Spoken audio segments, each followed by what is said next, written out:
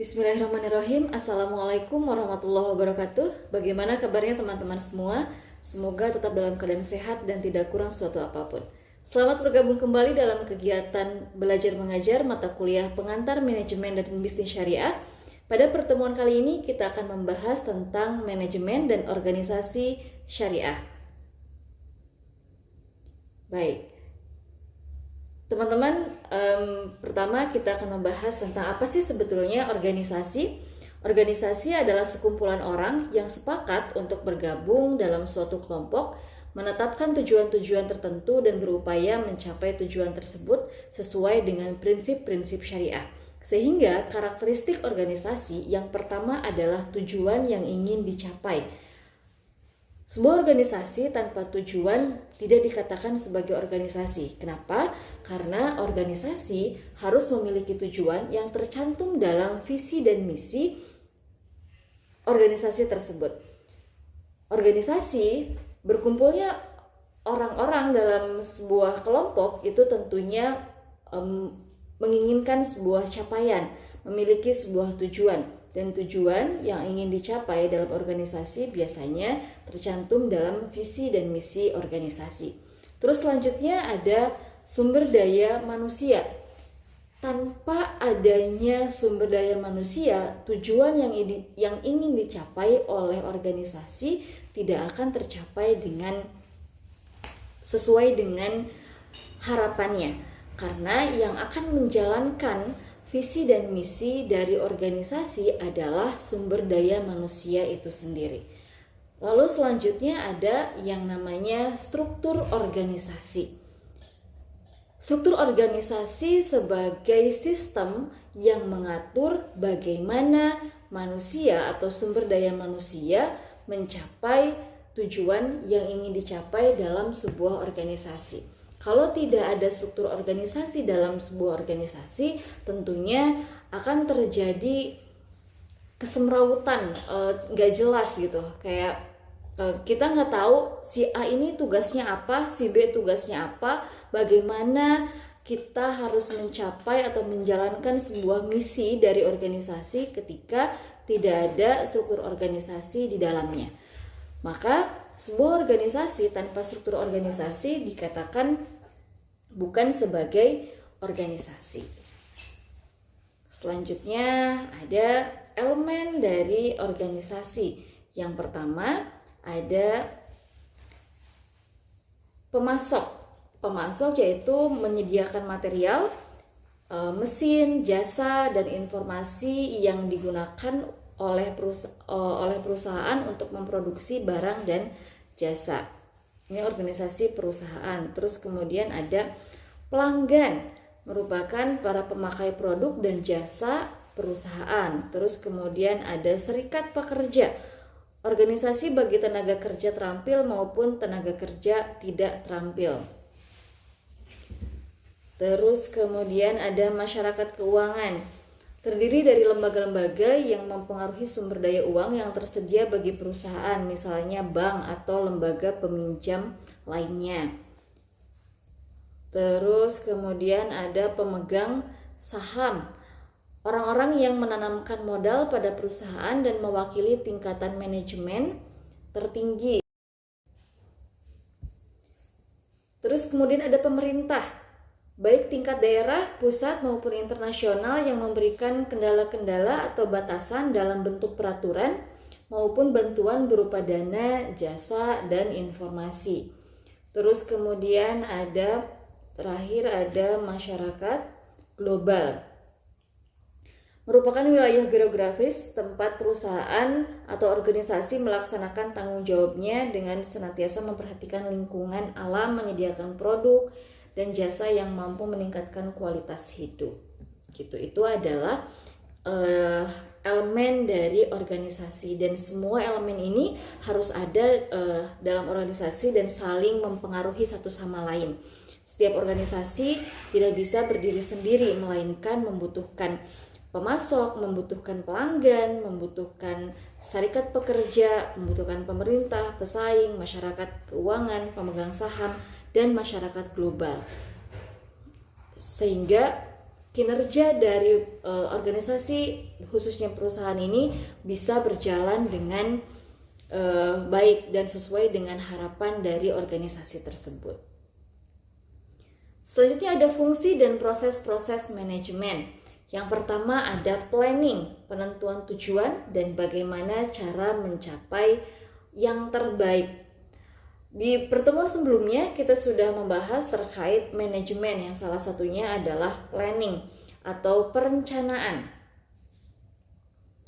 Nah, dengan adanya rencana memungkinkan organisasi dapat memperoleh dan mengikat sumber daya yang diperlukan untuk mencapai tujuan-tujuan. Terus kemudian para anggota organisasi melaksanakan kegiatan-kegiatan yang konsisten dengan berbagai tujuan dan prosedur yang ada, serta kemajuan dapat terus dimonitoring dan diukur sehingga tindakan korektif dapat diambil bila tingkat kemajuan tidak memuaskan.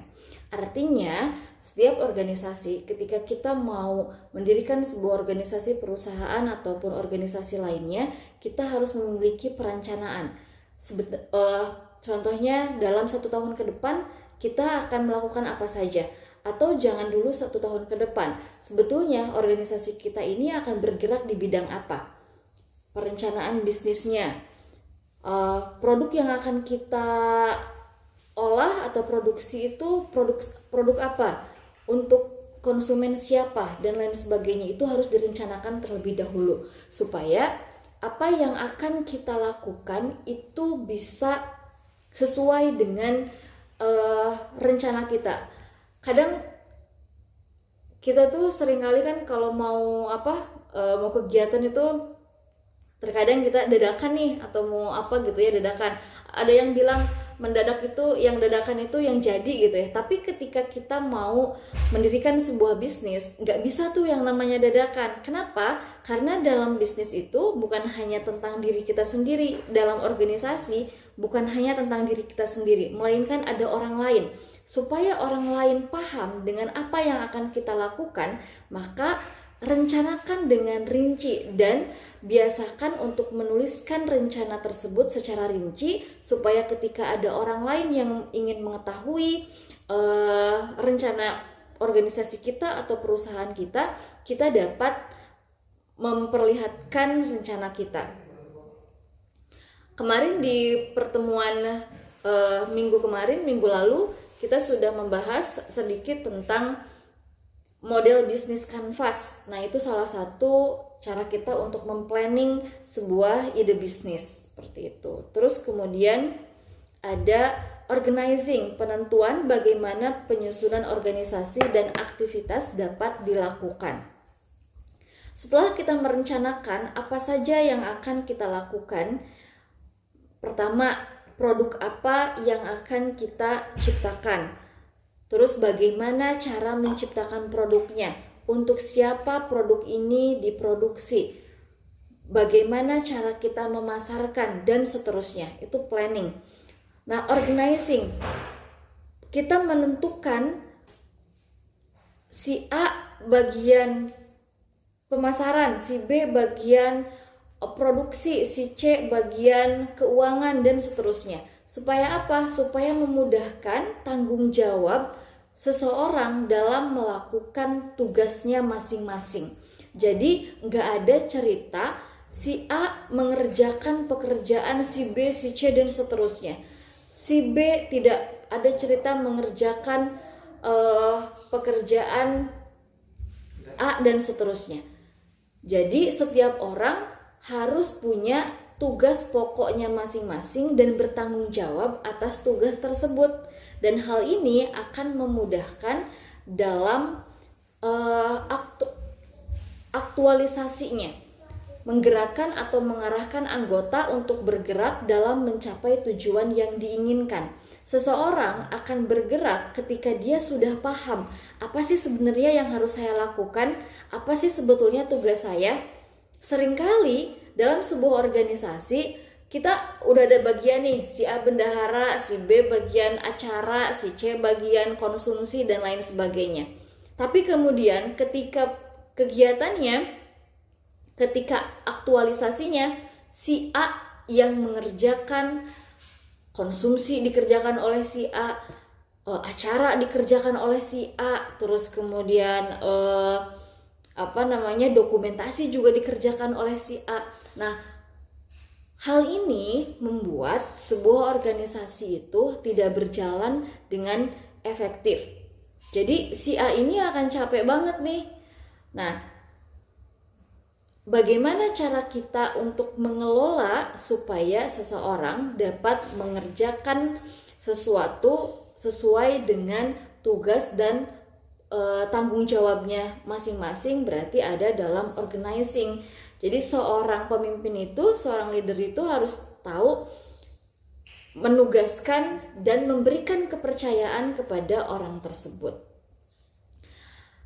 Ketika seseorang atau individu ini mengerjakan sesuai dengan tugas pokoknya yang sudah dibagikan oleh leadernya, maka akan memudahkan dalam tahapan controlling, monitoring dan perbaikan aktivitas yang sedang berjalan agar tujuan dapat tercapai. Dalam sebuah organisasi pasti saling keterkaitan satu sama lain. Bagian acara akan bersinggungan langsung dengan bagian dokumentasi, konsumsi dan seterusnya. Gak ada bagian dalam organisasi yang akan berdiri sendiri. Setiap orang, setiap bagian saling berkaitan satu sama lain. Dalam monitoring, contohnya bagian produksi, bagian distribusi itu harus saling berkomunikasi. Supaya apa? Supaya setiap aktivitasnya bisa berjalan sesuai dengan tujuan, dan tujuan yang kita harapkan itu bisa tercapai dengan baik, seperti itu. Nah, terus selanjutnya ini ada manajer. Pertama ada karyawan non-manajerial. Karyawan non-manajerial adalah karyawan yang tidak memiliki wewenang dalam keputusan-keputusan manajerial. Dia tidak memiliki tanggung jawab untuk memastikan kinerja karyawan yang lainnya. Jadi karyawan non-manajerial ini hanya memiliki tugas untuk memastikan kinerja dirinya sendiri bisa efektif dan efisien, seperti itu. Terus selanjutnya ada manajer lini pertama. Manajer lini pertama merupakan manajer tingkat paling rendah dan seringkali disebut dengan penyelia. Dalam sebuah pabrik, manajer lini pertama disebut supervisor atau mandor.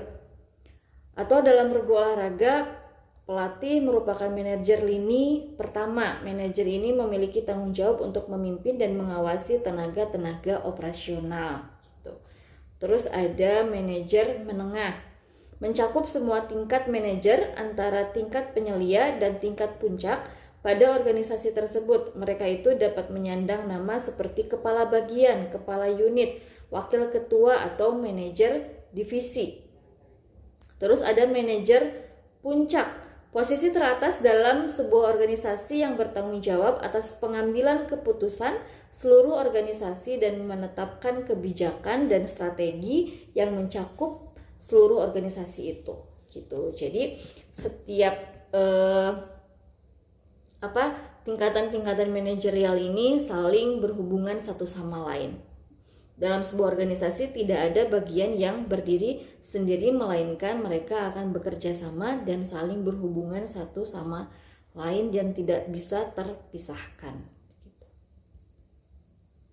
Nah, di sini ada peran-peran manajemen, ada berkaitan dengan hubungan antar pribadi, ada yang berkaitan dengan peranan informasional. Silakan teman-teman bisa melihat di sini ada pemimpin lambang, ada pemimpin atau leader, ada perantara. Nah, kalau pemimpin lambang ini memiliki peran dalam relasi kayak menerima tamu, menghadiri perkawinan karyawan, upacara seremonial, penandatanganan dokumen resmi baik dengan pemerintahan atau lembaga-lembaga non pemerintahan gitu. Terus ada pemimpin atau leader, mengatur, mendidik, memberikan bimbingan, memberikan nasihat kepada bawahan. Ada perantara, membalas surat, melakukan negosiasi dengan pihak luar gitu. Terus ada lagi berkaitan dengan informasional. Ada pemantau, membaca terbitan-terbitan periodik dan laporan-laporan. Terus ada penyebar, mengadakan pertemuan-pertemuan, menelpon untuk maksud meneruskan informasi.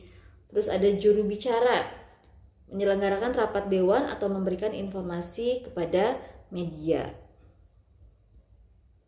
Nah, terakhir ada berkaitan dengan pengambilan keputusan. Ada wirausaha, rapat strategi dan peninjauan ulang yang melibatkan prakarsa atau rancangan proyek perbaikan. Ada pengendali gangguan, mengorganisasikan strategi dan mengkaji ulang yang melibatkan gangguan dan krisis yang dialami oleh organisasi. Ada pengalokasian sumber daya, penjadwalan, permintaan otorisasi, menyelenggarakan kegiatan yang melibatkan anggaran dan program kerja bawahan. Terus ada perunding, berperan serta dalam komunitas dan perundingan kerjasama dengan pihak luar. Nah, itu tadi bahasan tentang manajemen dan organisasi. Terus ada lagi pengorganisasian bisnis. Kita lanjutkan ke bagian pengorganisasian bisnis. Nah, pengorganisasian bisnis adalah pendayagunaan orang-orang yang ada dalam tatanan organisasi bisnis dengan menggunakan sumber daya organisasi untuk mencapai tujuan bisnis. Terus ada langkah-langkah pengorganisasian bisnis. Yang pertama, adanya perincian seluruh pekerjaan yang harus dilaksanakan untuk mencapai tujuan bisnis. Jadi tadi kita kan sudah memplanning, ada contohnya semua, ada bagian produksi, ada bagian distribusi, ada bagian desain grafis dan lain sebagainya. Nah, di bagian-bagian itu kita harus tahu dulu bagian produksi tugasnya apa, bagian distribusi tugasnya apa, bagian desain grafis tugasnya apa, bagian keuangan tugasnya apa. Sebelum kita memberikan sebuah pekerjaan kepada seseorang, maka kita harus merincikan dulu tugas pokok dari bagian-bagian organisasi tersebut, supaya nanti yang diberikan tanggung jawab untuk tugas tersebut tidak bingung, saya tuh bagian apa, saya harus mengerjakan apa, sehingga orang yang diberikan wewenang dalam tugas, dia sudah paham apa yang harus dilakukan. Terus kemudian adanya pembagian beban pekerjaan organisasi bisnis menjadi pekerjaan dan tanggung jawab masing-masing karyawan. Dalam memberikan tanggung jawab kepada seseorang, kita harus tahu kemampuan dari orang tersebut. Tidak semua sumber daya manusia memiliki kemampuan yang sama. Justru setiap manusia itu memiliki keunikan masing-masing. Kalau kita memberikan tugas tentang keuangan bukan pada ahli keuangan, sama saja kita sedang memberikan tanggung jawab yang tidak bisa dilakukan oleh orang tersebut, dan itu tidak diperbolehkan.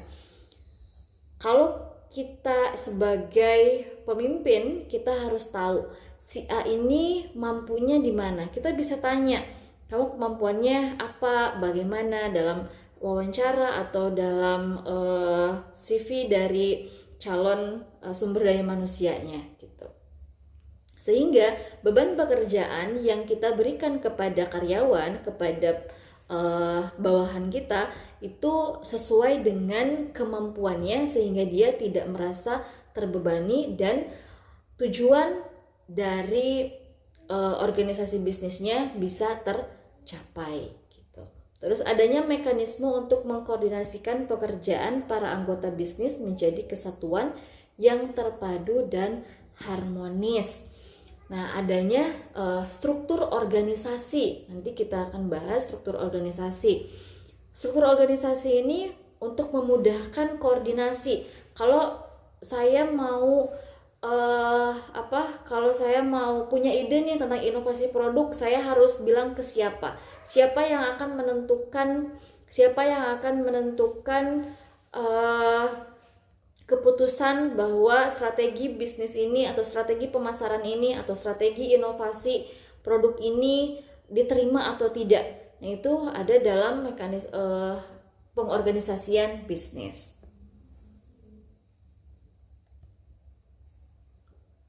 Nah, struktur organisasi dan bagan organisasi bisnis. Kalau struktur organisasi itu tadi, struktur organisasi itu mekanisme untuk mengkoordinasikan pekerjaan para anggota bisnis menjadi kesatuan yang terpadu dan harmonis. Itu struktur organisasi. Kalau bagan organisasi itu gambarnya, supaya kita mudah untuk memvisualisasikan kemana kita harus berkoordinasi, bagian A, bagian B, bagian C. Nah, kita buatkan gambarnya supaya orang bisa paham, bisa membaca, sehingga setiap orang memiliki informasi yang sama terkait koordinasi dalam struktur organisasi yang digambarkan atau divisualisasikan dalam bentuk bagan organisasi, begitu. Nah, ketika kita mau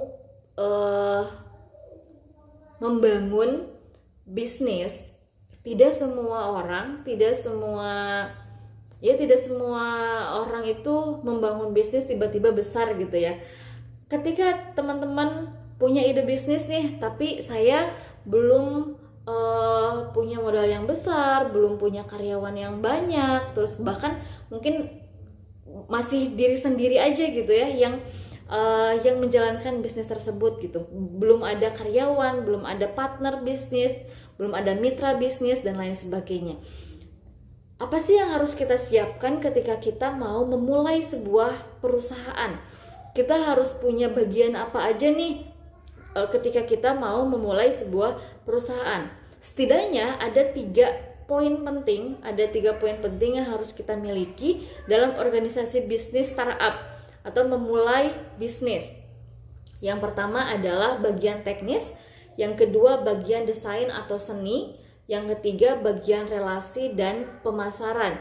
Bagian teknis ini fokus pada value produk. Produk apa yang akan kita produksi atau jasa apa yang akan kita tawarkan ke konsumen. Bagaimana produk ini bisa bermanfaat bagi konsumen. Terus kemudian bahan baku apa yang dibutuhkan. Kalau katakanlah kita mau buat cimol gitu ya, bahannya apa saja, terus kemudian bahan yang berkualitas itu di merek apa, supaya lebih sehat harus pakai apa. Nah, itu ada dalam bagian teknis. Terus kemudian ada bagian desain atau seni. Nah, kalau ini fokus bagaimana sebuah produk memiliki daya tarik emosional bagi konsumen. Nah, daya tarik itu bukan hanya tentang packaging, bukan hanya tentang warna, terus itu juga penting, tapi kemudian daya tarik emosional, bagaimana caranya orang itu manusia atau orang konsumen itu bisa tertarik secara emosional.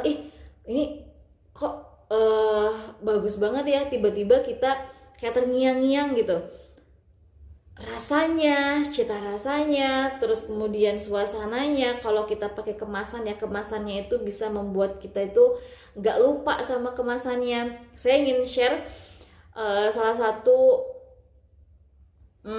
ini di bidang kuliner.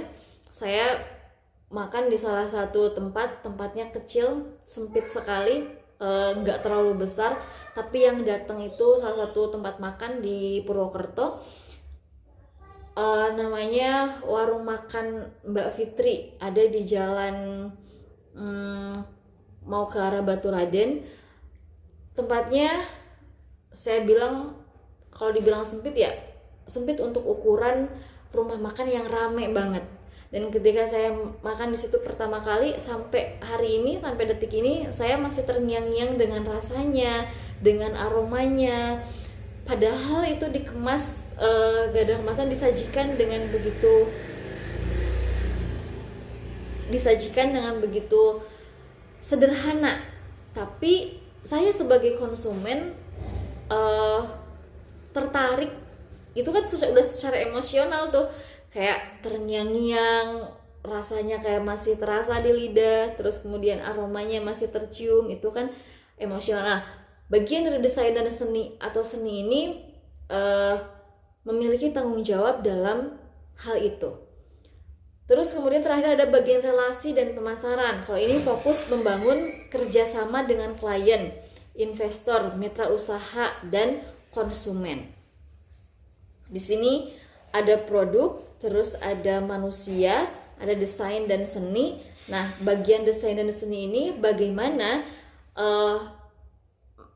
bagian desain dan seni bisa memperkenalkan produk kepada manusia atau konsumen itu sendiri, gitu.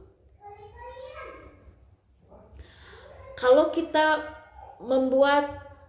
membangun bisnis startup, memulai bisnis startup, belum memiliki karyawan, belum memiliki mitra bisnis, kita bisa memiliki, dalam jiwa kita, dalam diri kita bisa memiliki kemampuan teknis, kemampuan desain atau seni, kemampuan relasi dan pemasaran. Saya pernah mengatakan di minggu lalu bahwa pembisnis atau wirausahawan itu bukan hanya tentang pengetahuannya, tapi kemudian jiwa yang ada dalam dirinya.